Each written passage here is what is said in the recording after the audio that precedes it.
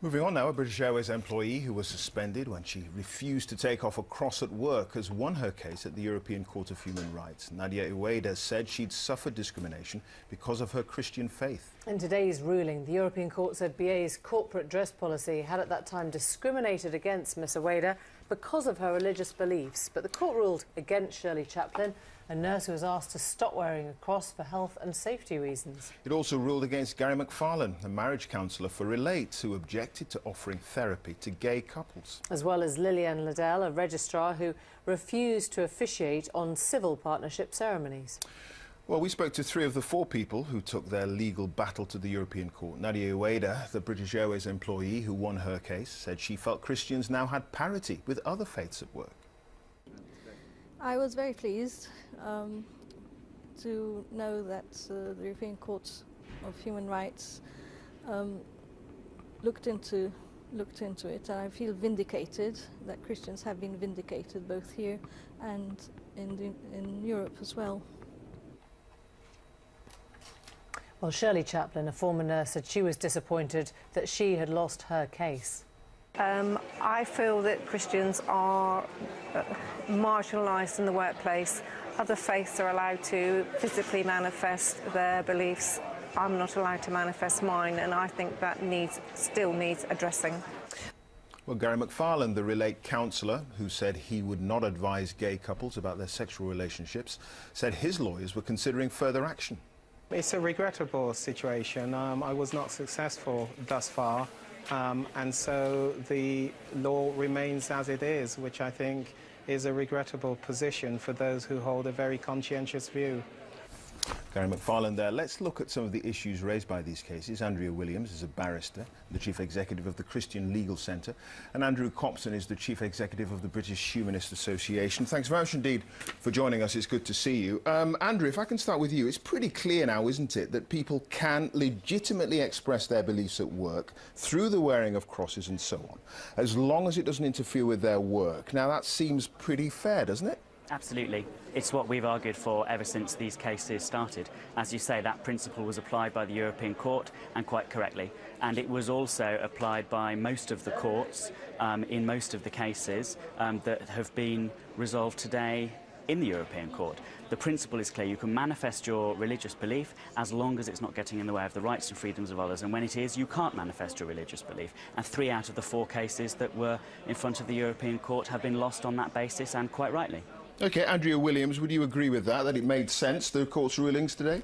No, and indeed, even the strap lines that are being put out across the broadcast here are inaccurate. Gary McFarlane never refused to give counselling to a gay couple. In fact, he did counsel some gay couples. He had a possible conscientious objection to giving sex therapy to a gay couple, and this possible conscientious objection arose on a training course. So there was never actually any couple, nor in the case of Lillian Liddell was there ever any refusal of a service to any homosexual couple. So I think here we have to really get a sense of perspective on what is happening. What have the English courts said? The English courts have said this, that your freedom to manifest your faith is your freedom to resign. Well, of course, that's no freedom at all.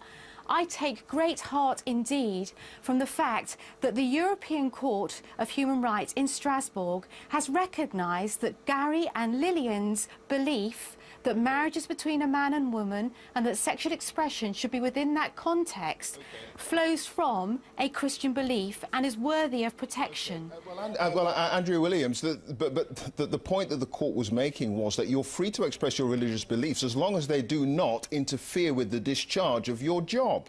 And surely that was the possibility with the cases that were rejected. Well, actually, here, the most extraordinary thing is that it wasn't. Because in the case of Islington, there were 15 or more registrars that were perfectly happy to do civil partnerships. But the point wasn't about the other 15 registrars, it's about the one in question. That person is employed to do a job. That person saying, I can't do that job because of my religion.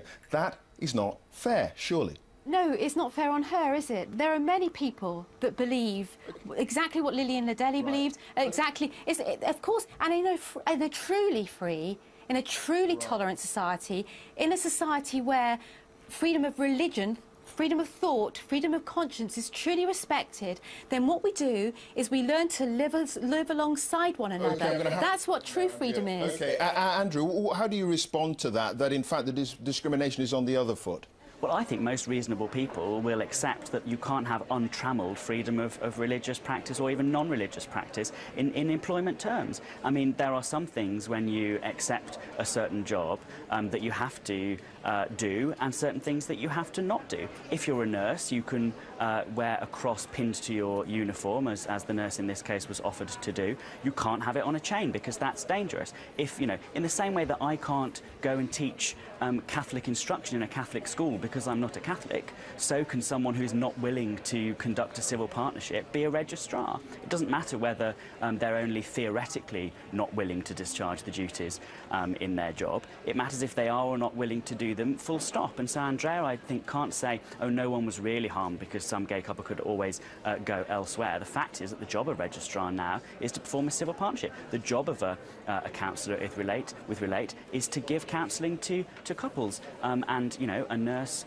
cannot wear, you know, jewellery hanging down in the course of her duties, but can wear it pinned to the uniform, which apparently wasn't enough. And I think that the... OK, I'm going to have to come in there, Andrew. I mean, Andrea Williams, are you saying that religious tolerance trumps everything else? Well, no, what we're finding here in terms of the equalities legislation, where two rights conflict, where homosexual rights conflict with Christians' rights, we're finding that the homosexual rights trump the Christians' rights. That's what we find time and time again, when actually reasonable accommodation could have won through and everyone could have lived peacefully and well alongside one another. I just need to also correct something. Shirley Chaplin was prepared to have her cross pinned to the uniform, and in fact the hospital did not accept that. She bent over backwards to try and accommodate them when they began to say that the issue was health and safety. Okay, Andrew Williams, I'm going to have to come in there. Andrew Copson, you were shaking your head furiously to what a lot of Andrea was saying, but thanks to you both. Thanks for joining us. Thank you.